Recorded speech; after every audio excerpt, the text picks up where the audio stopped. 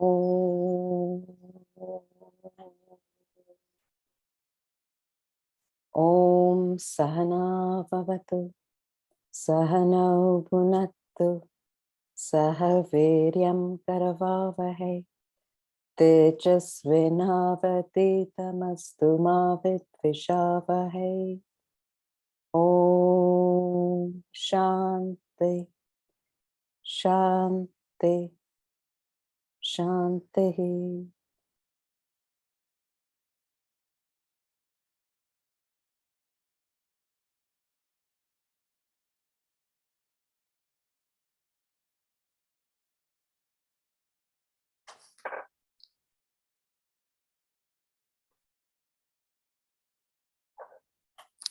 Hari Om. So we'd left off in 13, where he's putting forward that we're deluded by the nature, the gunas of sattva, rajas, and tamas, and putting forward the Brahman's not in them, but they are in the Brahman. A minute. Let's start again. So the Brahman has nothing to do with them. So they've come out of the Brahman. So the Brahman's not in the gunas as such. So what it means in a sense is that we know that we have these gunas, sattva, rajas, tamas. We can see them play out through the day. So it's important to understand that they're a must for us to use to evolve out of our tamas, to evolve out of rajas. Rajas, which keeps you in that frenzied activity, tamas, which keeps you in inertia. To evolve to that sattvic state, we need to use our gunas to get out of the world to see that Brahman, that backdrop. We need to maneuver our vasanas through those gunas to get out of it. So there's no time like the present to start evolving your own tamasic qualities to rajas, to sattva. So you've got to do a little bit of examination. Though understanding that it is so much more conducive a place one's in the world to get into rajas and tamas. To understanding there are so many things which distract us in the world to get off our spiritual journey inwards, to see a bigger picture and to lead us outwards. There are so many things which all the time from the morning go, your thoughts are on. You don't necessarily have to contact any people or be getting into your work or what have you. From the moment go that you wake up, your eyes are open, your thoughts are running everywhere into the world. Your mind's running fast. So it's comprehending. I remember, I think we left off in the quote, which is from Matthew, Christ, what is it? He that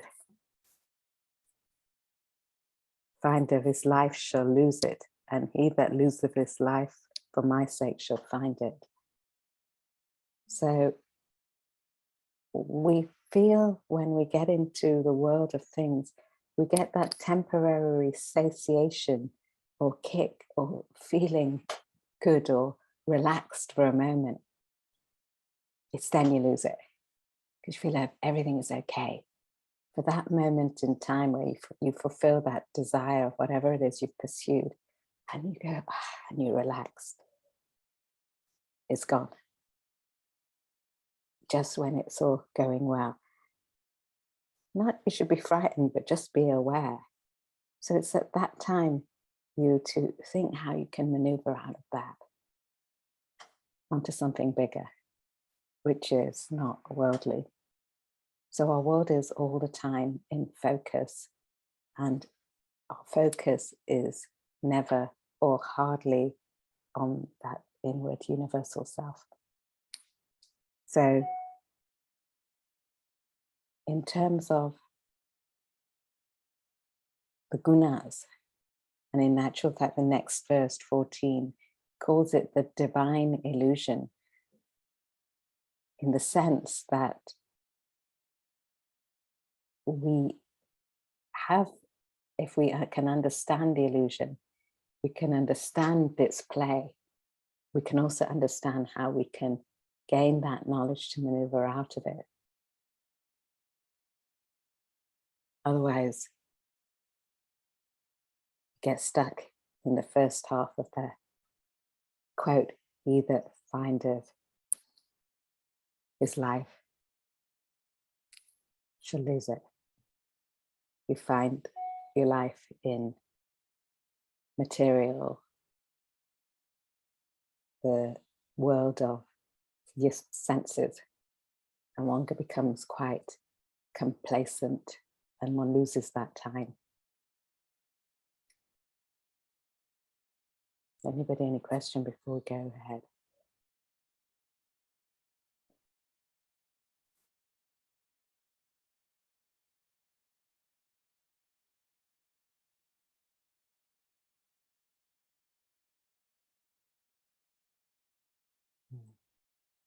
Tim. Not so much a question, just as a comment. I find this verse we're about to come to, 14, a little difficult. So I look forward to your elucidation of it. Yes, it's a time where it's talking about illusions, and illusions in any case. It's also, there's a chapter on illusions, just for everybody's information before we go ahead on this verse, in the Vedanta treatise, the whole chapter on illusions. And also Ramatirtha comments extensively, more than in the Vedanta treatise, on illusions, on how you can get your head around it. Because as far as we're concerned, what we're seeing is no illusion, it's a reality. So in a way, what we're about to put forward next is somewhat just to take on board and an observation, and almost to slowly, in your observation, you, in your life, you begin to, as you move inwards, you begin to see the perspective of the world with eyes which are objective, or as a witness. And the more and more you can get to doing that to your closest and nearest and dearest and your closest activities, where you're quite attached to them, the more you begin to see the changing factors, and understanding that the changing factors are transient. And it seems that there's something more. So there's a suspicion, there's something more than this changeable factor. Because you don't play well with constant change. We want that permanence. So an illusion, like when you walk on the grass on a sunny day or somewhere, and you see a long shadow, and you know that shadow is you. But that shadow, if you focus on the shadow alone when it's moving, you feel, that's me. But you don't see you, you see the shadow, and you get convinced that that's what it is. You're that shadow. But you, in your mind, you know that you're not that shadow. So it plays a trick.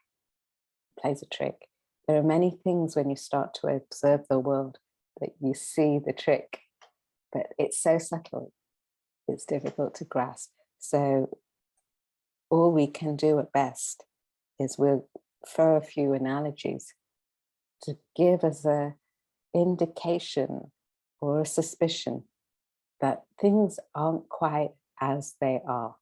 And it's up to each individual to slowly build up their own karma, that refining their desires, to build up their own thinking, to actively perceive that everything that you're in is not quite as it seems. Maya. Let's go on, 14. It is a difficult verse. I mean, perhaps you elaborate what is the difficult part for you. Each person will find a different part difficult.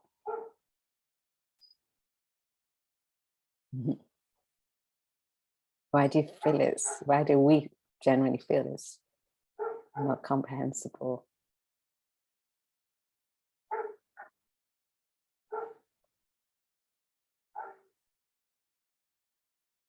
Anyone? See, many places, as we're coming to it, the verse, they say all sorts of different things, but they never directly say illusion. They say it in different ways to make you think. Here it's quite direct, makes you think, throws you off course. Ash. I was just going to say, I agree with Tim. It is a difficult one to get your head around with things that we don't quite, maybe we're still attached to. I think the way I sort of try and understand it is you've always given that concept of a child. And I look back when I was a lot younger, even in my teens, things would impact me, where now I look back and I think, oh, you know, that really wasn't all that it seemed. But I had a lot more attachment maybe, or not an understanding of the bigger picture. So as you get the understanding on different, what is changing and what is going to be more sort of stable, you sort of, I think that sort of concept of a child and growing up and understanding and having a little bit of knowing helps sort of reduce that illusion. But even at this stage in life, there's a lot more that is still an illusion that, you know, I've got to work through. But yeah, it's that change. I mean, I look at children now and I think, oh, you're going to grow up and you're going to understand that really is irrelevant. It doesn't mean anything. But there's things in my stage in life that still mean a lot, and I still get shaken by. So you can see the relativeness of the comparison, the relativeness from when you were a child, something was important, it's no longer important. Yeah. So now you're an adult, there are so many more things which are probably, I feel, are absolutely important and real. And there's no dispute, there's no question about it. But take a step back. Let's go on to the verse and let's pursue it. Yeah. So what you're saying, just before you go, what you're saying, Ash, doesn't get rid of the illusion, but it gives you a suspicion that this is not quite how it is. So we use our knowledge that we know to take us somewhere we don't know quite yet. Let's go. 14. दैविः एषा गुणमयी मम माया दुरत्यया मामेव ये प्रपद्यन्ते मायामेतां तरन्ति ते. Dharma, if you could read the verse.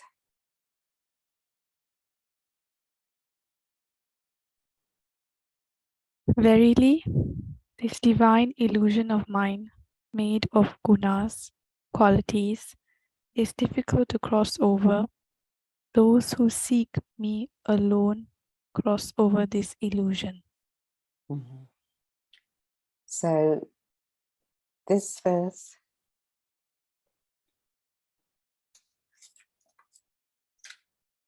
the verse prior is emphasized on the gunas.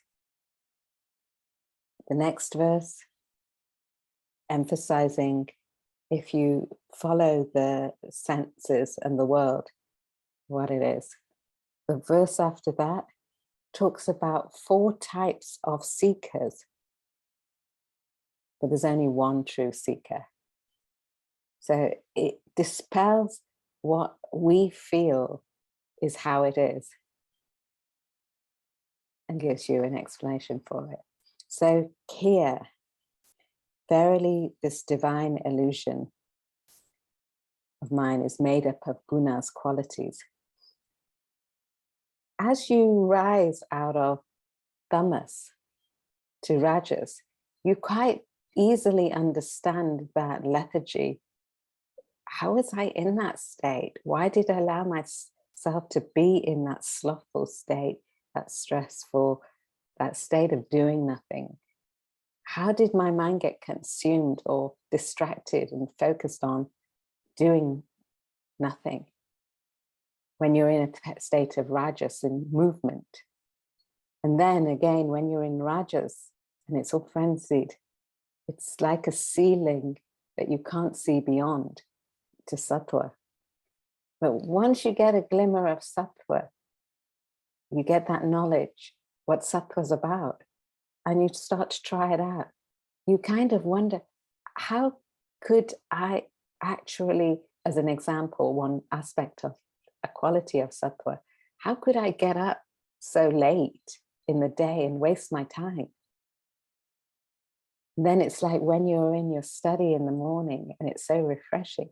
How could I not think of studying this? Some people might study something else at 4 to 6 in the morning.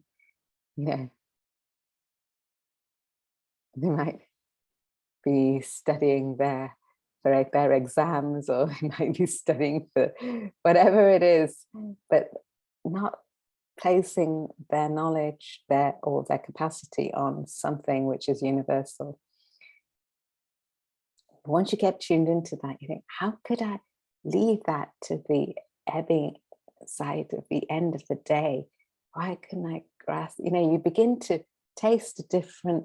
So it's from knowledge you gain that, and in one's ignorance, you keep spiraling out of it. So when you entertain the guna, which doesn't entertain something more pervasive, tamas, rajas, then that ignorance keeps you caught up in the perceptions, emotions, and thoughts of I and my, very insular, very nothing happening, or too much happening, but nothing of a bigger perspective.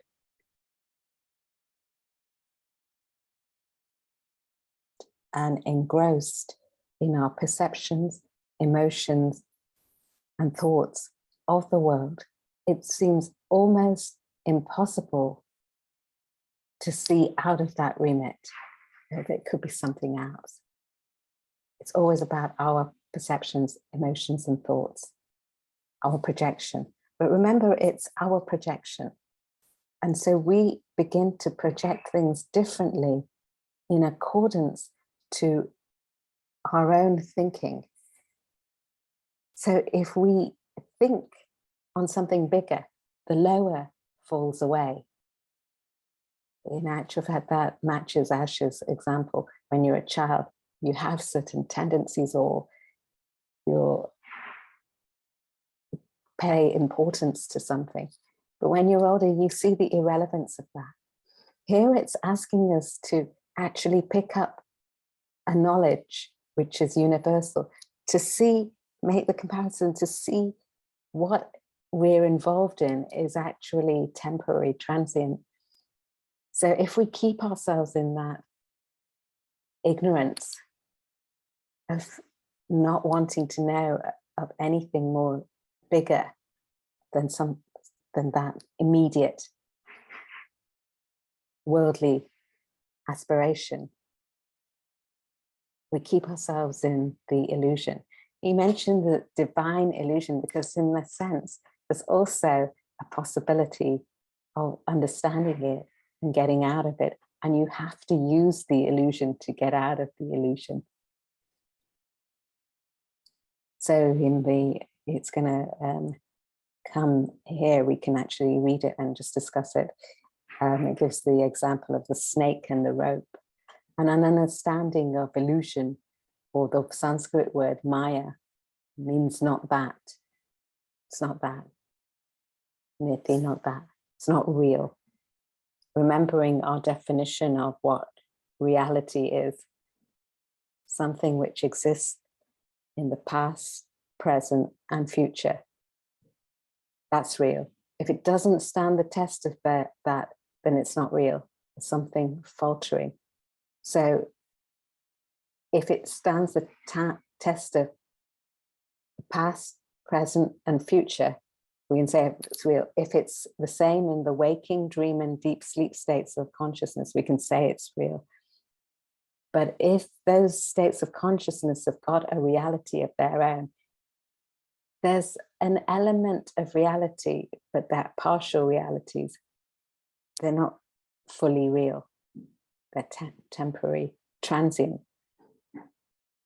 So we've mistaken the Brahman for the world, just as we mistake the snake for the rope, just as we mistake many things. Sometimes we even do it in ourselves. We take a scenario and we think it's one thing, but then later we realize it's another. So the divine illusion is that you've got to put in the effort to get out of that tamas, the rajas, the sattva, to search the divinity in those gunas, to get out of it. So that one who seeks Brahman, use a different word, self, use a different word, truth, that which is a substratum of all, constantly, anyabhakta, one who has that constant dedication to seeking something more than that transient world. So it's not a temporary thing. It's not that you come to this class or you look at the Gita sporadically. It's a training of having a consistent vision at the backdrop of your mind. Everything else is temporal, transient. And you're picking up things which just leading you to something bigger, leading you through your vasanas, something bigger. So your prayer is not when you go to the church, the temple, mosque, or when you sit down in your puja room or whatever you have or whatever you do. It's that constant awareness of truth. It's not part-time. There's a constant awareness of whatever you're doing at the back of your mind. Unless one can get into that consistency of thinking, it's mere impossible to even recognize that this could be an illusion. And you could have all the knowledge in the world, yet you could trip yourself up if you don't digest it, because you think, no, the vision of the illusion is so powerful that we're not able to segregate it from what is actually real. So the vision of a movie screen, when we watch it, is so powerful. When we get into the movie, we're not able to segregate it. If you're a filmmaker, you can segregate that movie is made up of frames and frames and frames and frames. And when they're joined together, that flow of frames becomes a flow which looks solid. So seemingly the same with our mind. This illusion is made up of thought and thought and thought and thought, consistently running, which solidifies into desire and desire, which comes into action, which gives a solid seeming projection of this world, that we're not able to segregate it from something underpinning it. And that what we see the illusion and we think that's what it is. So, change you. Thank you, Pearl. Can you hear me? Yes. Great. Okay.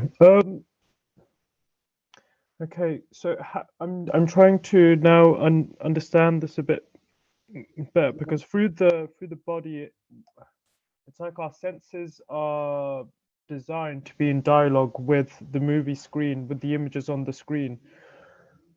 And you've spoken before about there being more subtle ways of engaging with the screen. So how do you kind of keep in contact or keep that awareness or dialogue with the screen? Is it the morning? Is it the early hours of the morning where you can be with the screen and not with the image? I'm So, using your... Yeah, get you. Yeah. So if I've heard you, is your question that how to keep that consistency of thought on something bigger whilst you're in your world? Yeah, well, because it feels like the body is kind of, it's a sensory machine that, you know, enjoys touch, enjoys sight, smell, is kind of guided through the world through the senses. And so that's my question, is how do you kind of keep that knowledge of the screen? Okay, so first of all, how do you gain the knowledge of the screen is the first question, or you keep it. Yeah, I've jumped ahead slightly, yeah. That's okay. So to gain the knowledge is consistent study and reflection in the morning, as you were mentioning, in the earlier hours of the morning. That's a standard thing. But what that standard study and reflection does for you, it gives you a certain amount of that knowledge. It removes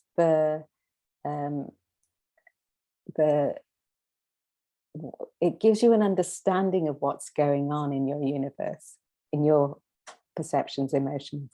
So it gives you a method and a mechanism of how to maneuver through it. So it gives you a mechanism of what the mind is, intellect is, how to gain the self-control, how to pitch up bigger values, how to see a more universal picture, how to become unselfish, how to understand the illusion, how to understand cause and effect. What is, it gives you all of that. Yes, those all the topics which come in the Gita or wherever, Upanishads, wherever you're looking, Vedanta. It doesn't have to be there. It can be, these are universal values. They'll be in the Bible, they'll be in the Quran, they'll be in all these different books, they'll be everywhere. They'll be in Shakespeare. You have to be able to pick it out, things which grow your intellect. So how do you, is it almost you're saying, when you're in the world, you can't stop yourself. Should you eat something or should you meet somebody, should you say to them, I'm not going to enjoy your company? This is too sensual. I'm not going to eat this and like it. You know, it's like saying, if I'm controlling or seeing something other, when I see something nice, I get involved in it, so I won't have it. It can't be that way because it would be a real bore. You might as well kill yourself off. So how do you keep that consistent thought that we call it actually Jnana Chakshu, that thought of something higher, that awareness of something higher in your mind when you're contacting your world. But you can't help it. The minute you get up, you've got to contact your world. That's causing you the distractions. So it's a practice within yourself of making yourself aware. Actually, the morning prayer does it very beautifully. I'm not the body, I'm not the mind, I'm not this intellect, I am not this assemblage of matter, I'm the self. So you negate your world, you assert the self, but at the same time, you're objective in your pursuits. So it's like what we call an open-eye meditation. You're objective to what you do. When you get in stickinesses, you get attached to things, upsets or things are happening, you get involved in it.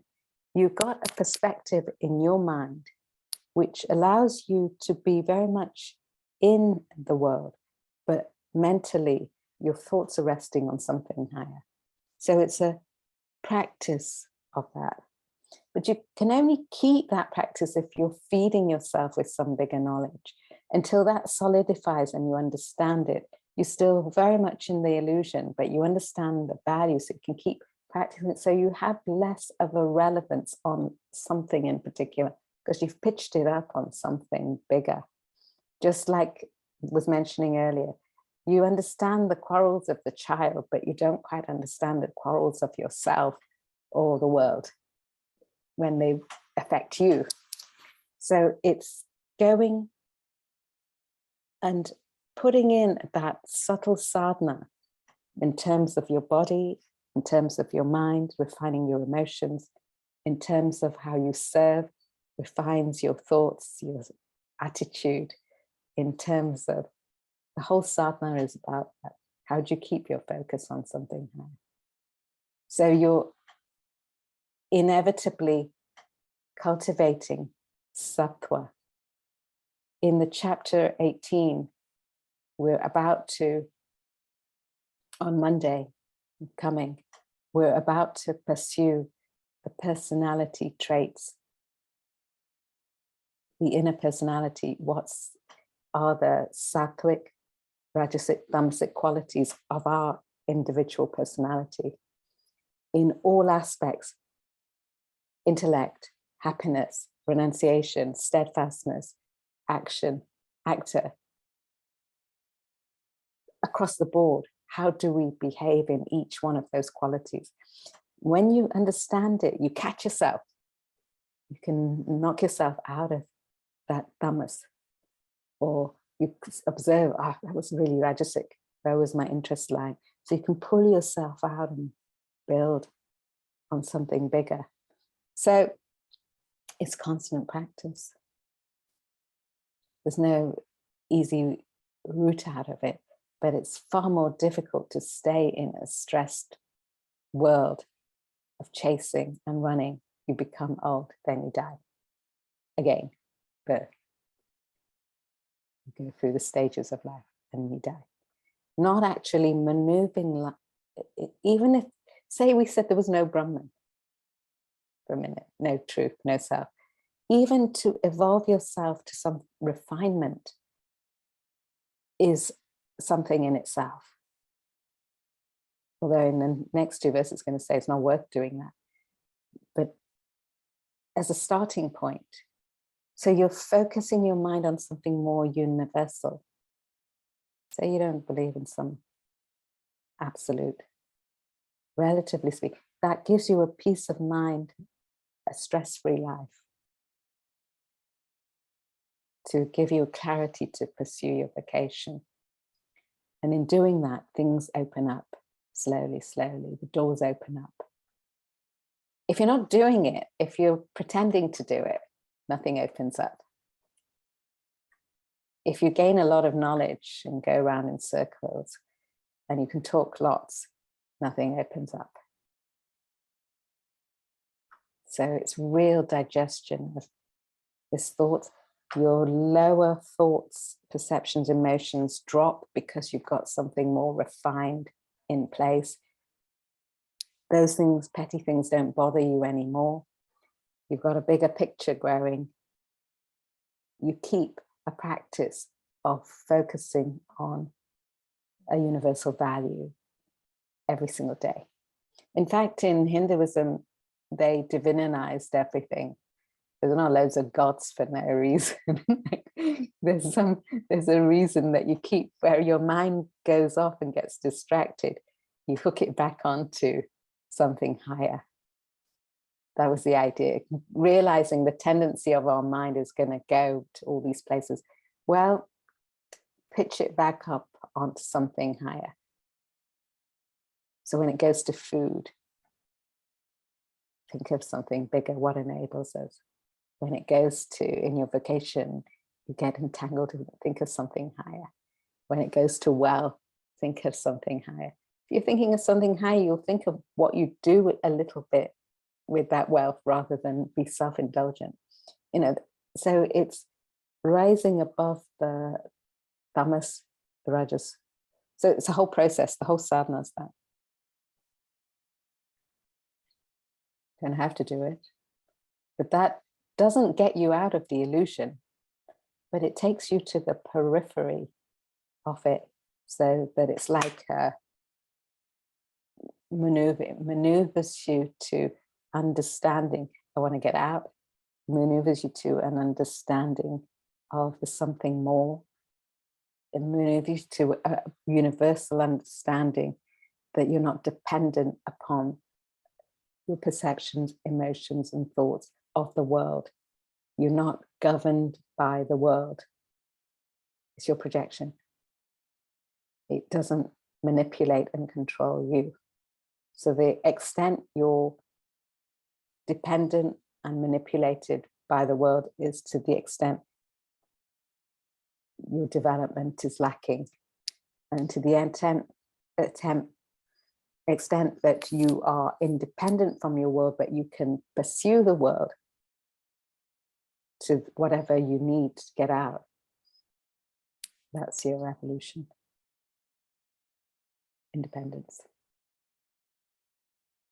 The dependence on the world fetters us, keeps us stressed out. The independence of the world, it's in the mind. You can be very much playing in the world, but it's in the mind. That can only come from your reflection, and study isn't necessarily taking in literature and knowledge, but it helps. You can't deny it if you've got access to it. But it's a little bit of knowledge with a great big amount of reflection in the morning early hours. That's the biggest backing you can give yourself. And then your activities percolate in a certain way to change the manner of what you do in life, change the direction. You think about getting fitter, not for looking good, but for your spiritual evolution. You think about eating the right things, not for just taste, but for your spiritual evolution. You think about how you relate and how you do things in society, not for the society will benefit, but it's for your spiritual evolution. And that spiritual evolution, incidentally, is universal, so it's not self-centered. You think about thinking on bigger values or gaining the knowledge for your evolution. They're all means to an end. They're not an end in itself. If you're very much thinking in the world, they become an end in itself.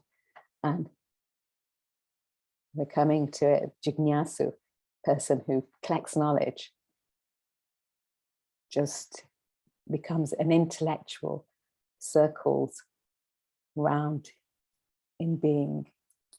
Their knowledge, they just keep going around in circles, seem intellectual, but it's of no avail. How do you get out of the illusion is the whole thing.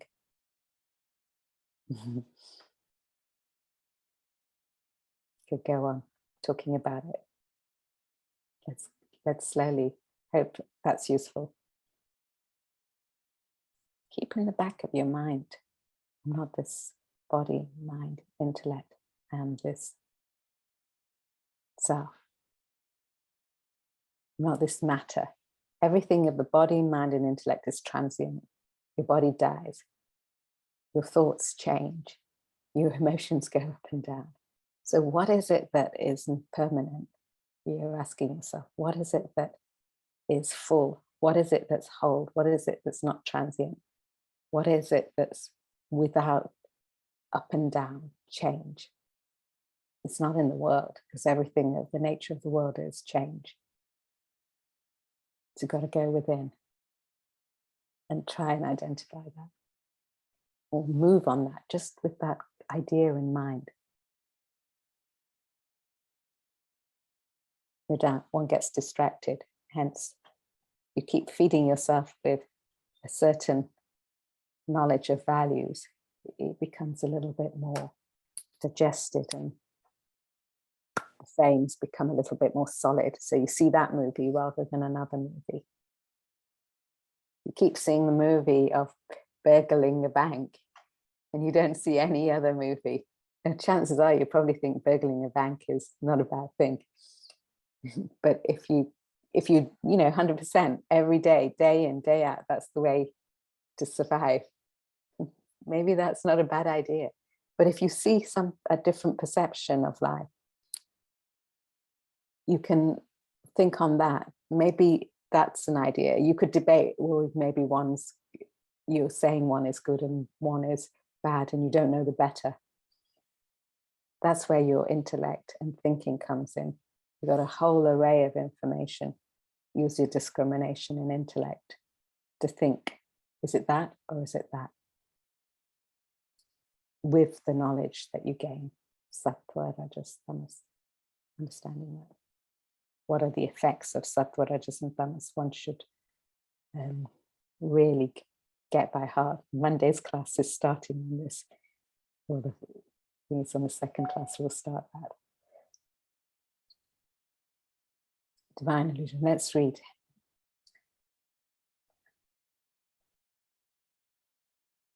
This world, composed of the three gunas, qualities, is superimposed upon the one reality, Brahman. Brahman alone exists. The world projected upon it is an illusion, Maya.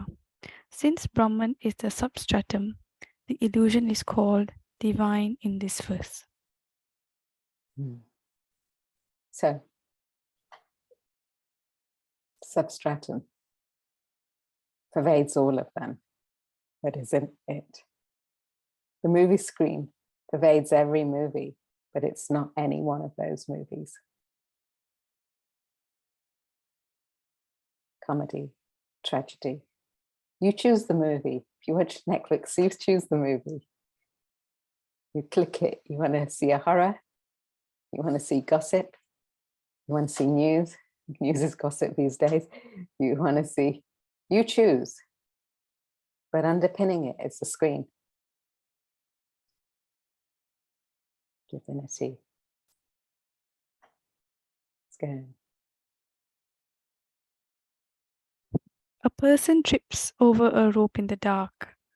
He mistakes the rope for a snake. He does not see the rope, he sees a snake. The snake that he sees is an illusion, Maya. Similarly, you see a world. You do not see Brahman. This verse calls the word Maya. Ma means not. Ya means that which. Maya literally means that which is not. Oh, it's scary. It can either be scary or exhilarating. Wow, it's not this, what I think it is. It's something else. What is it? Could be that's this vision. Oh, you think, oh my God, what is it talking about? It's really real, the table. Everything I see is real. How can you go up to a person, hold them, you feel that they're real? Especially somebody you know well. You're real. You're causing me all this harm and bother. You're real. The stress, it's real. How can you explain that to somebody who's totally down in the dumps when they only see themselves? It's real. Here he's saying it's not that. Maya. It's not real. It's your projection. As good as you make the projection when you watch a horror movie and you're like, oh my God, what happened? If you choose a horror movie or a thriller or something, oh my God, oh my God, he just killed that person, or what happened? You're terrified. But you chose to be terrified then. You can easily choose to watch something which is uplifting of nature. Actually, even in nature, you see things which are terrifying. Suddenly the eagle swoops down, grabs the little creature. And you think, actually, I saw one clip of an eagle which had swooped down and picked up a lamb, huge, and carried it off. And I thought to myself, wow, it's huge. But that's what nature is. That's the world, cause and effect. It has a certain cycle. But you choose to perceive your own projection of the world. It's your own mind. So you can change the perception, the illusion. You can focus it out of that reality, not that Maya. Very difficult to conceive that this world is not real. The minute we walk away from this class, we invariably are not going to think that this world is not real. Right now, we're wondering, how can it be not real? Everything, maybe there's one aspect of it that has a reality. Maybe the rest of it, something else far away from me, it doesn't have a reality, but my world is real. Can't get over that part of it. It's tricky. Let's read the next. Not to worry. People ask, is this world real? Vedanta, the philosophy of the Vedas, answers, Maya, not that, no. Anything real must exist in all periods of time, past, present, and future. The world cannot be real because it is transient, fleeting, passing. It does not last forever. It disappears in deep sleep, disappears upon self-realization. The world fails the test of reality. Therefore, you cannot take this world as real. Then, is the world unreal? Vedanta says, Maya, not that, no. It is not unreal either. You cannot call it unreal. Unreal means that which never exists, like horns on a man or flowers in the sky. But the world presents itself to you right now, hence you cannot call it unreal. The world cannot be unreal, not real either. Then, can the world be partly real and partly unreal? Vedanta says, Maya, not that, no. The world cannot be partly real and partly unreal. The reason being that reality and unreality cannot coexist. So your world is neither real nor unreal, nor is it partly real and partly unreal. Your world is Maya. Another word for it is Mithya. Your world is Mithya. Maya, an illusion. Oh God, now we should all go away. As far as we're concerned, it's real. We see it, we feel it. This verse is not going into all the details of. But what we see is not the same as what an ant sees. It's got its own reality. An ant's world, our world is different. What we think we see, what a cat sees and what a human sees is different. We've all got different realities. So when we're asleep in the dream, we feel that's very real. You might wake up and think, you had a good dream or not so good dream or very simple. But as soon as you're awake, you know that that dream's not real. But when you're in it, you've got a very strong feeling of when you have a dream. All the characters are similar to what you know. You might see your auntie 1 minute, then in the next minute, you were in New York, then you're in Australia. So you've been to those places, you know that they exist. Those thoughts are real in that dream. But as soon as you wake up, there's only a partial reality to them. They don't stand the test of reality.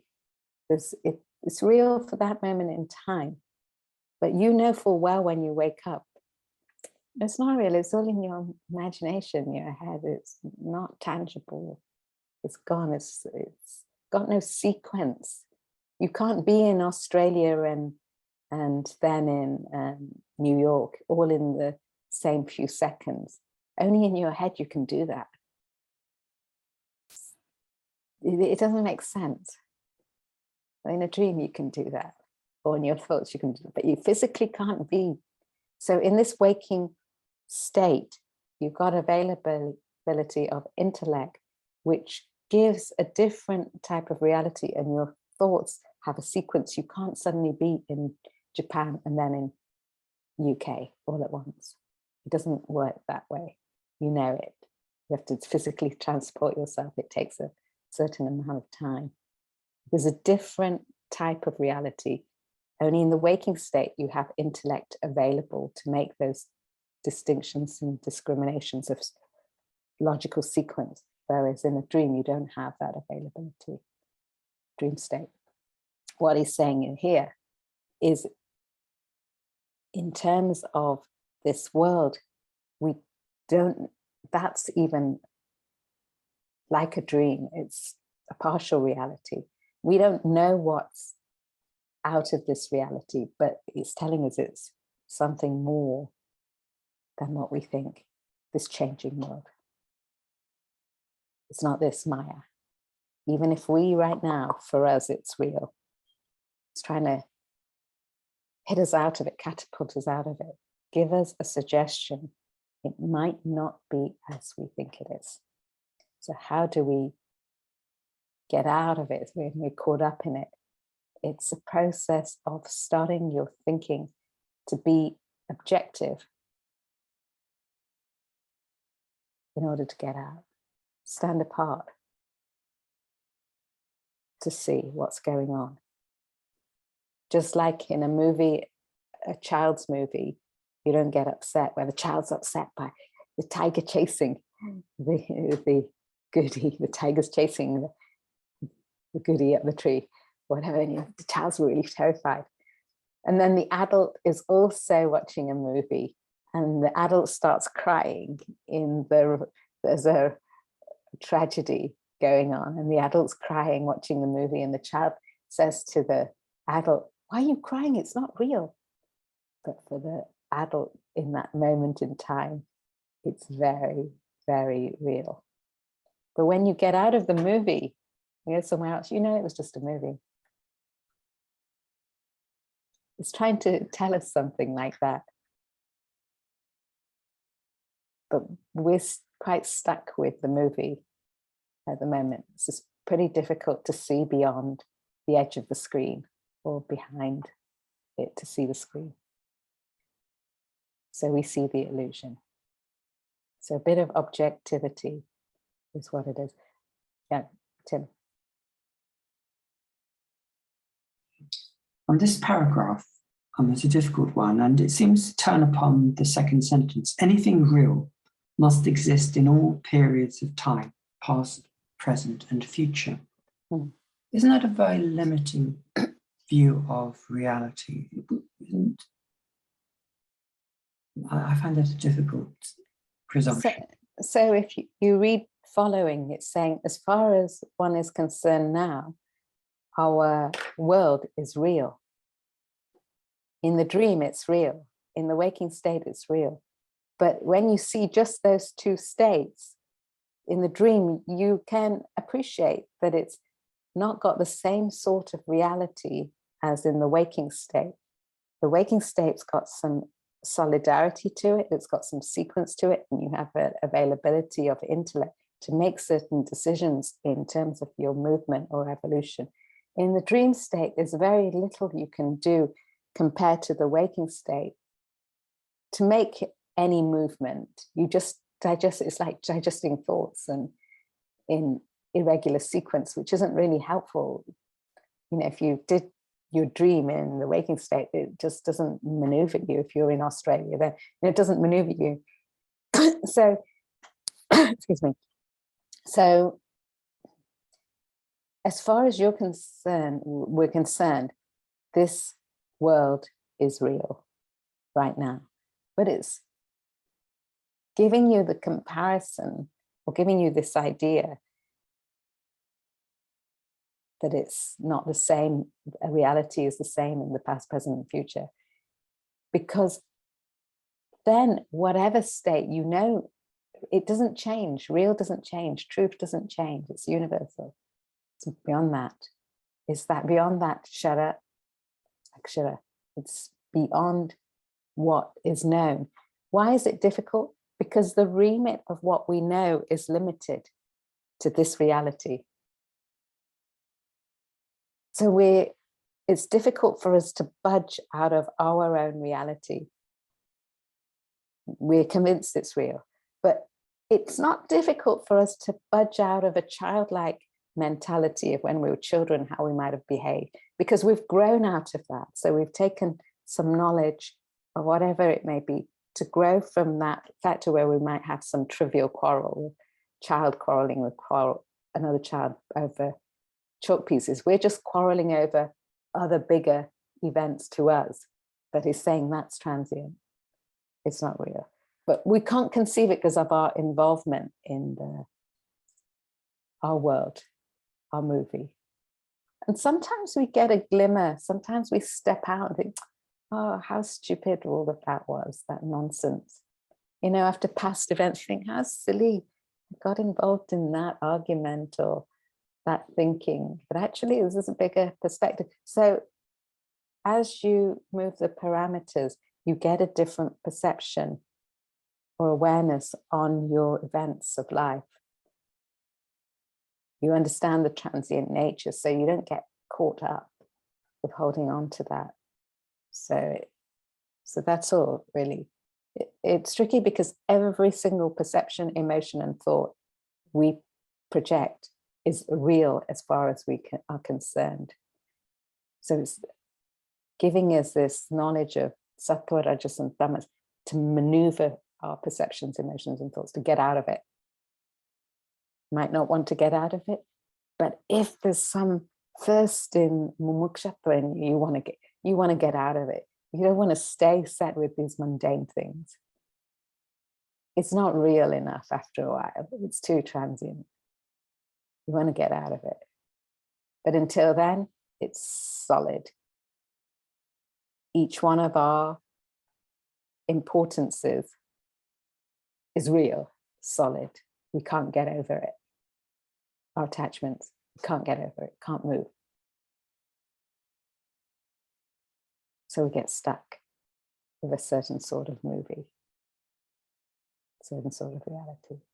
He's trying to tell us, it's not that movie you're after, it's something else you're after. But it's very, very difficult to conceive it. So what we can do is gain a perspective of objectivity, to see a little bit of a bigger picture, a bigger picture, a bigger picture. One does that from gaining a knowledge of something universal. Let's stop there. It's a tricky, it's going to go on forever. But the thing is, if you've had an experience to hear this knowledge, then you can actually, at least we have the knowledge to think about it and be suspicious and can work from there. Let's go. Thank you, Hariom. Thank you. Hang on.